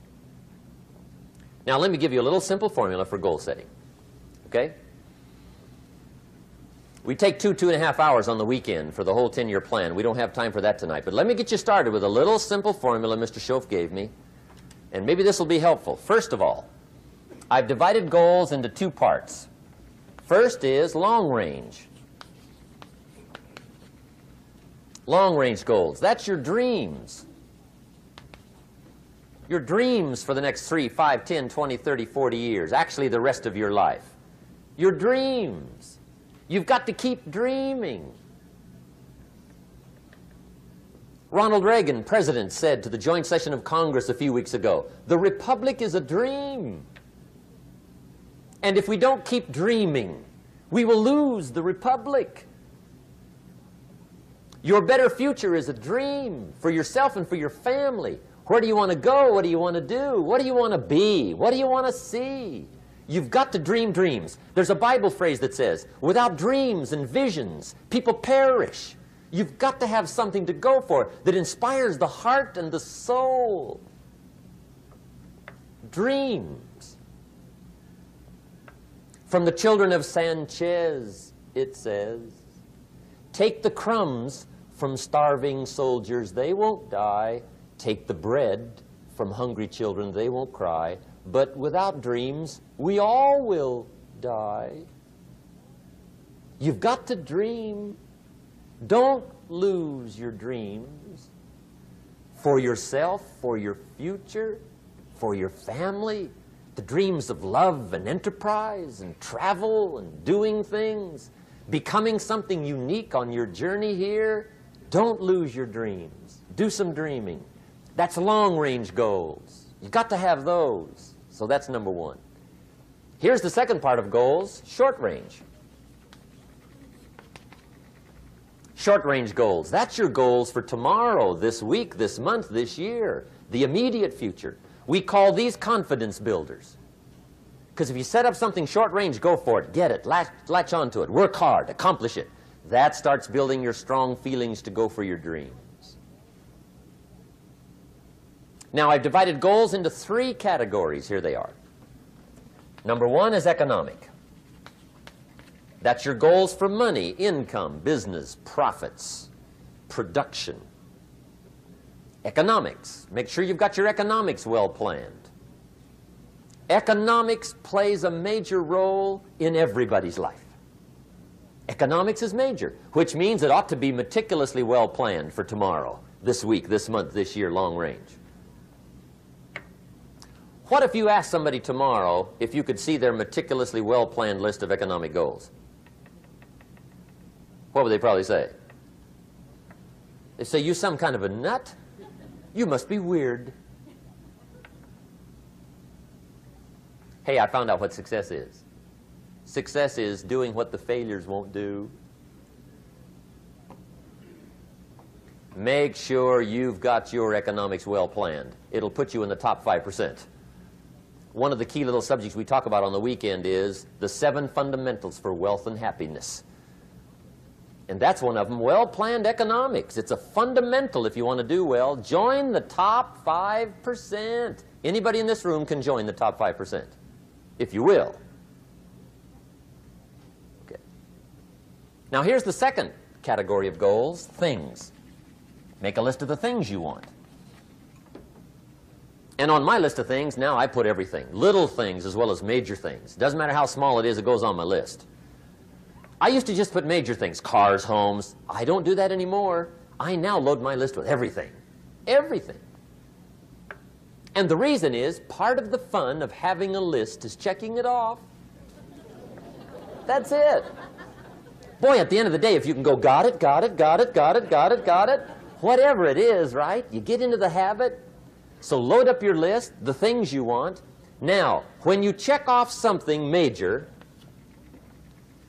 celebrate. That's an important point to make. Celebrate your achievements. Live it up. Have a party when you reach something you've worked for a while. See, we all grow from two experiences. One is called the pain of losing. The other one is called the joy of winning. We need both of them. Amplify them as much as you can, which also means make losing painful. If you set up something, fooled around, didn't get it, put it on yourself. On the other side, if you did get it, congratulate yourself. Self-congratulations is a sign of maturity. Seeking congratulations is a sign of immaturity. But hey, winning and losing, see, that's what it's all about. That's the name of the game. Now, some people lead such mediocre lives, at the end of the day, they don't know whether they're winning or losing. They got no clue. Guy's just going through the day with his fingers crossed. There's a better way. Okay, here's the third category of goals, personal development. Put those goals together. Personal development goals. That's your goals to be stronger, more decisive, be a speaker, be a leader, learn a language, all kinds of skills. Okay? The whole weekend seminar was designed to improve all your skills so that you walk away more skillful. And that's what you want, the personal development skills. That's what attracts, that's what brings good things to your life, the person you become more skillful. Now, this is quite a package to work on. Economics, things, personal development. For tomorrow, this week, this month, this year, long range. Okay? That'll get you started. Now, here's the simple formula for setting goals. It goes like this. A, work on your goals. That's step one. Work on them. And I put the word work there deliberately. Setting goals is plain hard work. I don't want to kid you. We haven't come here tonight to kid each other. It's work. I know it's work. That's why a lot of people just let it slide. It's work. Many people work hard on their job, but they don't work hard on their future. They just let that slide. And the work involved is making plans. I know most people don't. I understand that. But don't let that be you. Guy says, well, yeah, you work where I work, but the time you struggle home, it's late. You've got to eat a bite of supper, watch a little TV, get to bed. You can't sit up half the night. Plan, plan, plan. And the guy's behind. Good worker, hard worker, sincere. But you've got to be better than sincere, working hard. You've got to be better than a good worker. You've got to be a good planner. Somebody once wisely said, the people who fail to plan are planning to fail. Well said. So work on your goals. Here's step two. Write your goals down. That's so important. I teach my staff around the world, put your goals in your journal. Because one of the major people you want to study is yourself. So here's the list of goals I put together 3 weeks ago. Here's the list of goals I put together 2 years ago. Here's some of the changes I made, rearrangement of my priorities. I scratched these off. I put these on. I've gotten these. Study your accomplishments. Study what your desires are. Put them on paper. Write them down. Here's another reason for writing your goals down. It shows you're serious about doing better. And to do better, you got to get serious. You don't have to be grim, but you must be serious. Everybody hopes things will get better. Everybody hopes. Poor people hope. That ought to tell you something. It means the future does not get better by hope. It gets better by plan. I used to have the affliction called passive hope. It's an affliction. It's bad. Probably what's even worse than that is happy hope. Now that is really bad. That's bad. Happy hope. The guy's 50 and he's broke and he's still smiling. See, that's not good. So get serious about your goals. Put them on paper. Write them down. There's all kinds. His goals, her goals, their goals. Business goals, financial independence goals, family goals. I mean, there's so many things to work on this that if you don't get busy and work on it, sure enough, the time will pass. And sure enough, 5 years from now, you'll wind up where you don't want to be, wearing what you don't want to wear, driving what you don't want to drive, being what you don't want to be. Now's the time to fix it. Now, here's the third step to your goals. Check the size of your goals and the kinds of goals. How big they are, what kind they are, affects you. And here's one of the important phrases of the evening. Your goals are affecting you, whatever they are. Your goals affect your handshake. Your goals affect your attitude, personality. Your goals affect the way you walk, the way you talk, the way you dress. All day long, we're being affected by our goals. Now, some people have goals, but they have such lousy goals. The effect is bad. I asked a guy one time, what are your goals for this month? The guy said, look, if I could just scrape up enough money to pay these lousy bills. That was his goal. I'm not saying it isn't a goal. It's a goal, but it's such a lousy goal, the effect is bad. You don't jump out of bed on Monday morning and say, oh boy, another chance to go out and scrape up the money to pay my lousy bills. See, you don't do that. Usually you say, oh, not another Monday.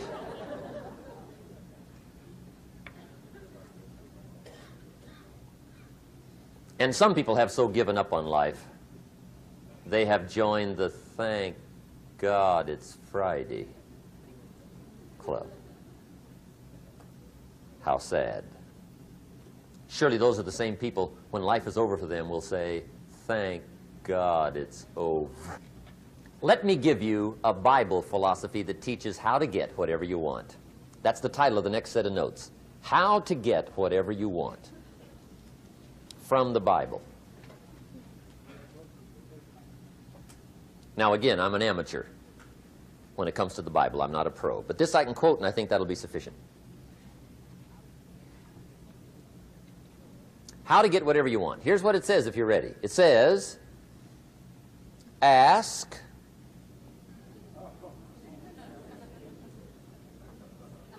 That's it. End of notes. Ask. If there's one art in life to learn extremely well, that's got to be one of them. The art of asking. What does ask mean? Ask means, what do you want? And the formula is staggering. It says ask and what? A guy ought to look into that.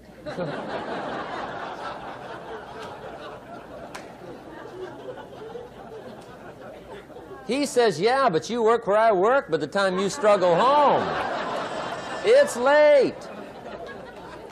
You got to eat a bite of supper, watch a little TV, get to bed. You can't sit up half the night, ask. And the guys behind. See, you've got to be better than a good worker. You've got to be a good asker. Now, let me give you 3 key points on asking and receiving. This can do it.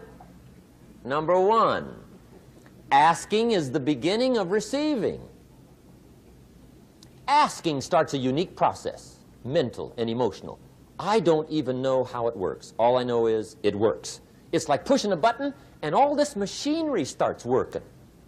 I don't know how. It just works.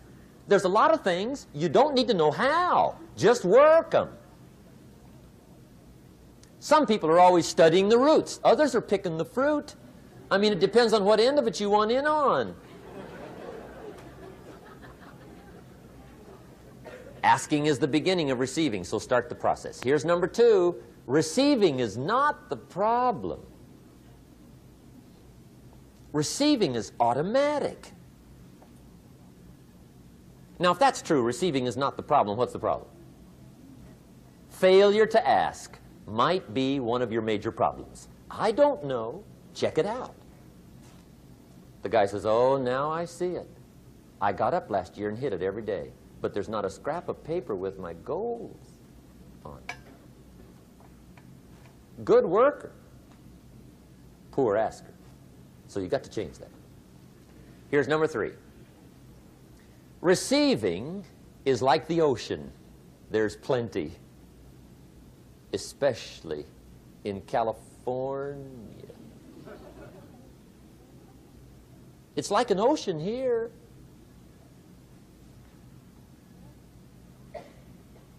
Success is not in short supply.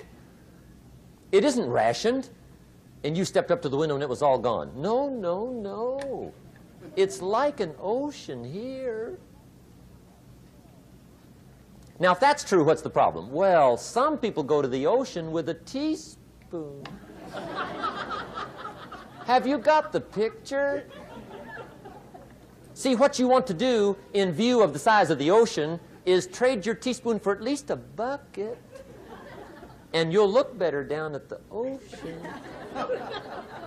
Kids won't make fun of you, right? Okay. Now, there's 2 ways to ask, and we'll wrap up goal setting. 2 ways. Here's number 1. Ask with intelligence. It didn't say ask intelligently, but I'm sure it meant that. Don't mumble. You don't get anything by mumbling. Be clear. Be specific. Intelligent asking means how wide, how high, how soon, when, what size, what color, how much. Define what you want and describe what you want. That's powerful. In the weekend seminar we teach, goals become like a magnet. They pull you that direction. And the better you describe them, the more they pull. So ask intelligently. Here's number 2. Ask with faith. That's the childish part of the equation. Believe you can get what you want like a child. Not an adult. Adults are too skeptical. So the formula really reads, make plans like an adult and believe in them like a child. And the most incredible things will happen. Just try it for 90 days. Just try it. You can always go back to the old ways. Just try it. Just 90 days, 90 days. Now, here's the last qualifying phrase on goal setting, as we promised to qualify everything. And it simply goes like this. Remember, you won't get everything you want. And we've already studied the reason for that. Simply, sometimes it hails on your crop and rains on your parade. It's that kind of planet. So you won't get everything you want, but if you will work this goal-setting formula, you can get plenty for wealth and happiness. Okay, that's goal setting. We use it around the world. We recommend it. Now, maybe it won't work as well for you as it has for me. I don't know. Maybe not. But what if it did? You got to try. Okay. Here's the last subject, the day that turns your life around. Let me just quickly give you a list of 4 emotions that can change your life in one day. Emotions are powerful. Sometimes it doesn't take much to alter your whole life direction.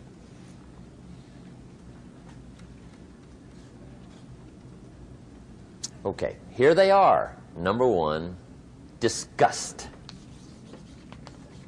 Powerful emotion.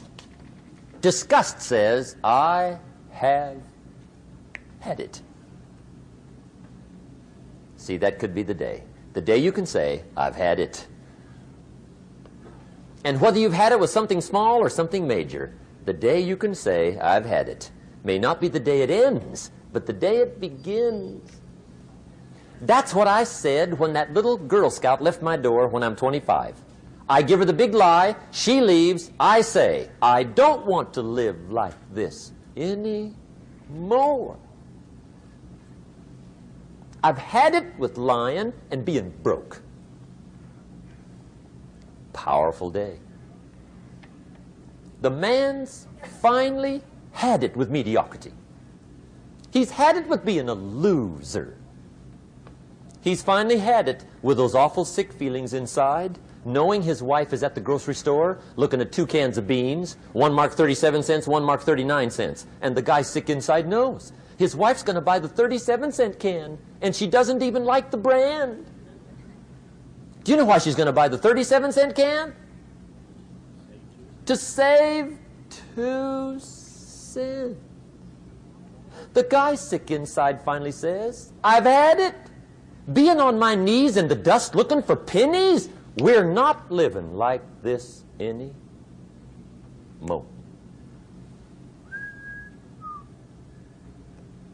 Could be the day that turns your life around. The day you can say, I've had it. He walks into his closet and rips everything in it to shreds and says, I've worn this embarrassing stuff for the last time. And not only will I never wear it again, no one else will ever wear it again. Commit an act that says, I've had it. Powerful. Here's the next one. Decision. And decision making is powerful. And it's emotional. That's those knots in the pit of your stomach, right? Waking up in the middle of the night in a cold sweat, trying to decide. We sometimes call it inner civil war. What shall I do? Well, for progress, you must decide. The best advice I can give you came from a wealthy friend of mine who said, if it's easy, do it easy. If it's hard, do it hard. Just get it done. If you went home tonight and in the next few days cleaned up a whole list of decisions, that might furnish enough inspiration for the next 10 years. I found this out many times after you've decided. Getting on with it is easier than deciding. Sometimes decision is the toughest part.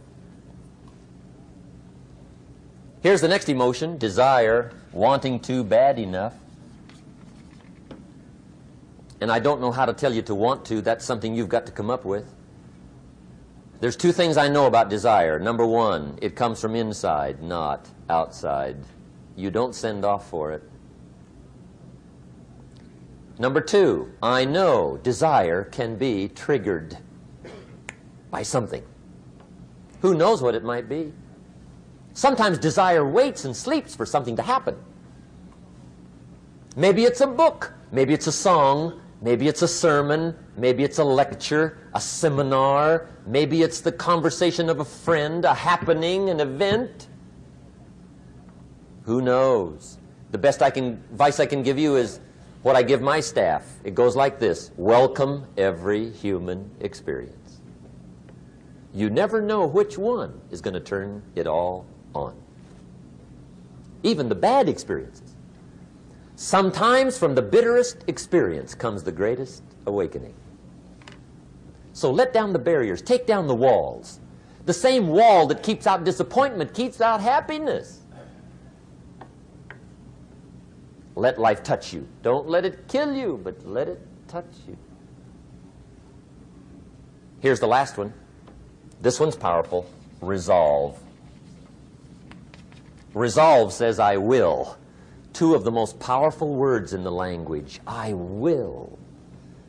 Benjamin Disraeli once said, nothing can resist a human will that will stake even its existence on the extent of its purpose. Shortly put, I'll do it or die. See, that's powerful. That could be the day that turns your life around.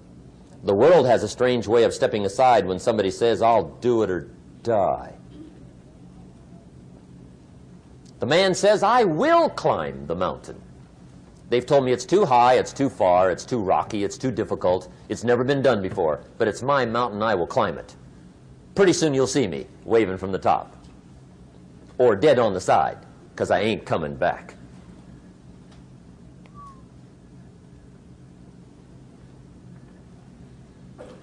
The best definition I ever got from the word resolve came from a little junior high girl in Foster City, California, up north.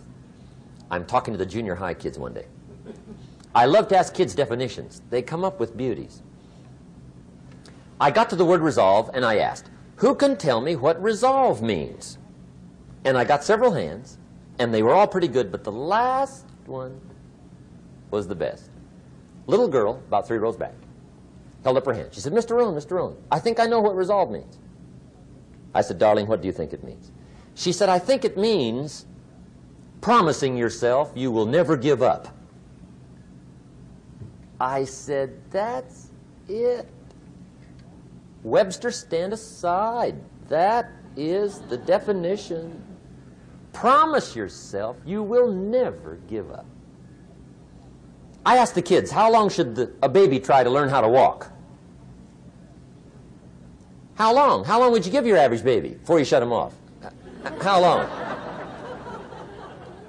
See, any mother in the world would say, you're crazy. My baby's going to keep trying until it learns how to walk. What a magic formula.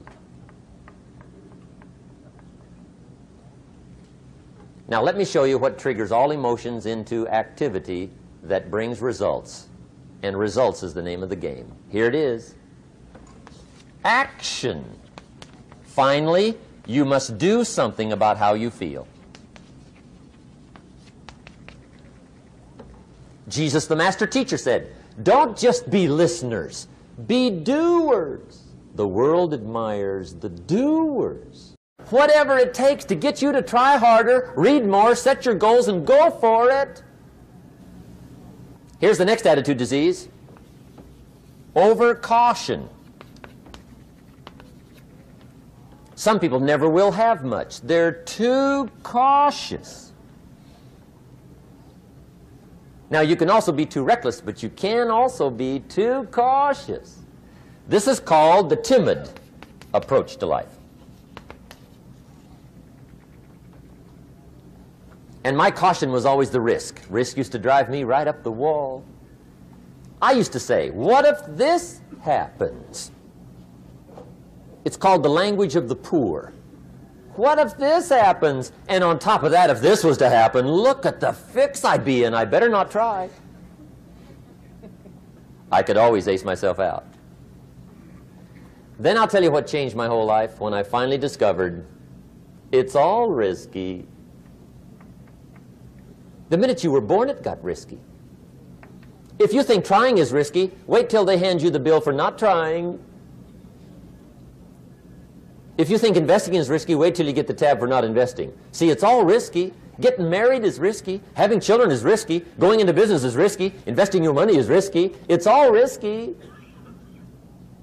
I'll tell you how risky life is. You're not going to get out alive. That's risky. The Englishman says, well, if that's the way it's going to work out, let's give it a go. Right, that's what it's for. Give it a go. Somebody says, yeah, but I'm looking for safety and security. Fine, then huddle in a corner.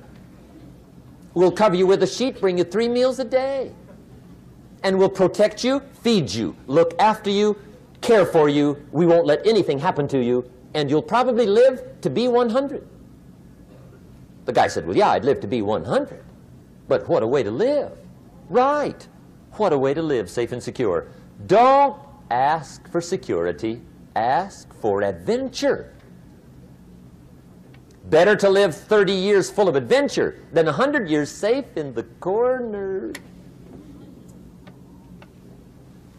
And see, it's not important how long you live. What's important is how you live. Here's the next attitude disease. We're almost through with this motley list. In fact, we're almost through. Hang on. The next one is pessimism. Pessimism, the deadly disease of always looking on the bad side, the problem side, the difficult side, checking all the reasons why it can't be done. The poor pessimist leads an ugly life. He doesn't try to figure out what's right. He tries to figure out what's wrong. He doesn't look for virtue. He looks for faults. And when he finds them, he's delighted. How ugly. This is the poor guy who looks through the window, doesn't see the sunset. He sees the specks on the window.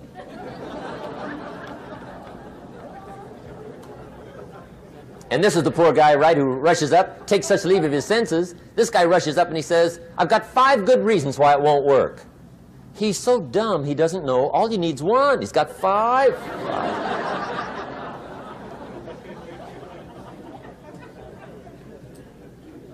To the pessimist, the glass is always half empty. To the optimist, the glass is half full. Why would the same measure affect people 2 different ways? Answer, it all depends on how you look at it. Our lives are mostly affected by the way we think things are, not the way they are.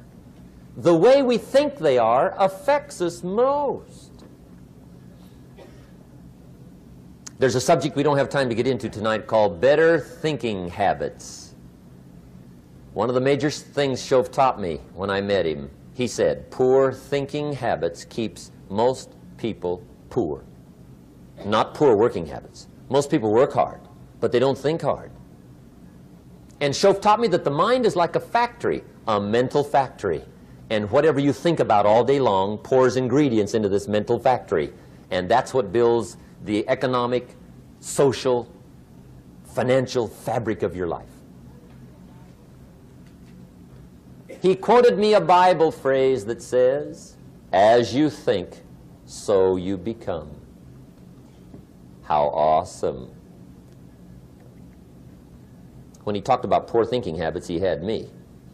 I used to start the day reading the morning newspaper. I mean, you can believe that or not. I'd get a cup of coffee and read the paper. I'd load up on wars and riots and murders and stabbings and killings and bank robberies and muggings and car wrecks and tragedies. I'd even read the back pages. I seem to like that stuff for some weird reason. I'd load up on all that, and then I'd start the day. You can imagine the kind of days I used to have. You walk around on your financial knees. They call you economic peewee.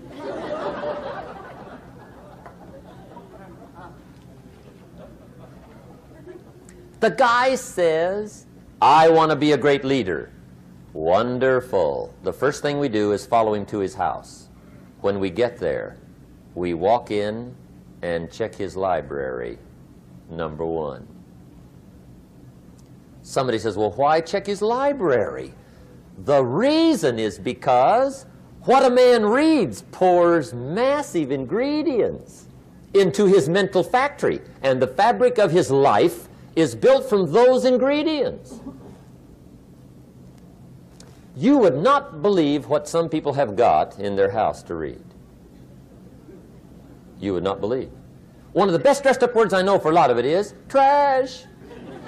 Can you imagine dumping a barrel of trash into this mental factory every day and coming out with a rich, dynamic, positive life? It can't be done. You might as well try making a cake with cement. The kids back in Danbury, Connecticut, high school, they're asking me questions one day. I'm talking to the kids. Kids got good questions these days. One of them said to me, Mr. Rohn, how do you build the good life? I said, it's simple. It's not easy, but it's simple. Here's how you build anything. Select the right ingredients, keep out the wrong ingredients, and it starts with thought. Everything starts with thought. So you must be wise and careful what you think about, because that starts everything. You got to be wise and careful. I asked the kids, what would happen if somebody dropped sugar in my coffee? They said, well, you'd be okay. I said, what if somebody dropped strychnine in my coffee? They said, well, you'd be dead. I said, correct. Lesson 1. Life is both sugar and strychnine. You gotta be careful. I said, what if my worst enemy drops in the sugar? They said, will you be okay? I said, what if my best friend, even by accident, drops in the strychnine? They said, well, you'd be dead. I said, correct. Lesson 2, watch your coffee.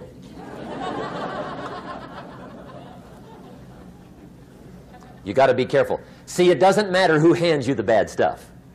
It doesn't matter where you get the bad stuff. It'll still do its damage on your bank account, wherever you get it. Mr. Schoaf gave me one of the greatest phrases when I first met him when he said, Jim, every day stand guard at the door of your mind. How important. Stand guard at the door of your mind. And you decide what goes into your mental factory. Don't let anybody just dump anything they want to in your mental factory, because you've got to live with the results. Okay, here's the last disease, and we're through with this list. In fact, we're almost through. Hang on. The last subject is very brief. The last disease, but this one is deadly. Engage in this one, indulge in it even slightly, and you might as well forget the future, because it's going to forget you. Complaining, crying, whining, griping, a Bible word called murmuring. See, that'll ace your future. Spend 5 minutes complaining, and you have wasted 5. And you may have begun what's known as economic cancer of the bone. Surely they will soon haul you off into a financial desert and there let you choke on the dust of your own regret. I hope I said that well, so you won't forget. It's a deadly disease. If you don't think it's bad, ask the children of Israel of Old Testament fame.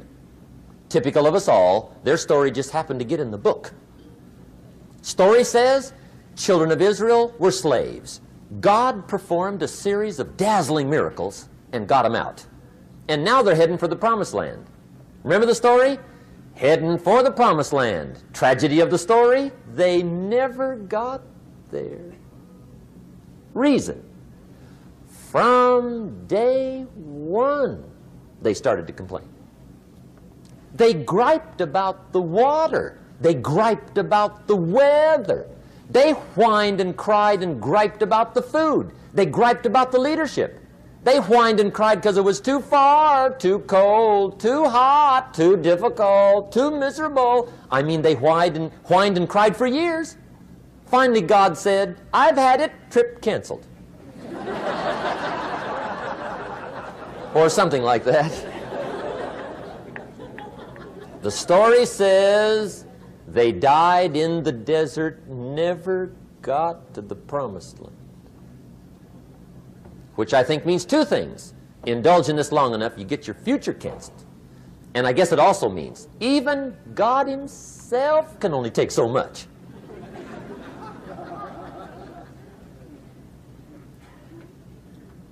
Okay.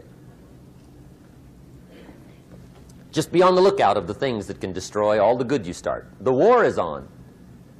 And this evening, tomorrow, mentally, personally, socially, economically, you got to make sure you're winning the war.